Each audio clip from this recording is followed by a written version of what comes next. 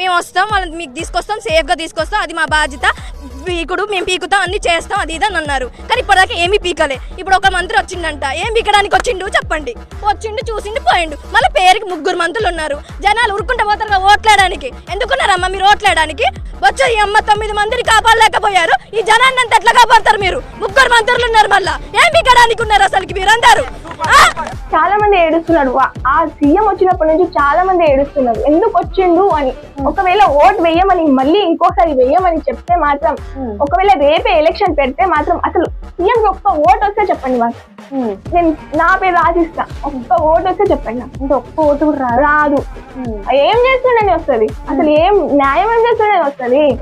అదే కరెక్ట్. ఇలాంటి ప్రభుత్వం ఏంటంటే ఇలాంటి కూల్చేయడంలో, ప్రజల్ని ఇబ్బంది పెట్టడంలో ఫస్ట్. ఇప్పుడు రోడ్లు వేయమని చెప్పండి, 10 నిమిషాల్లో రోడ్లు వేస్తారేమో నేను చూస్తాను.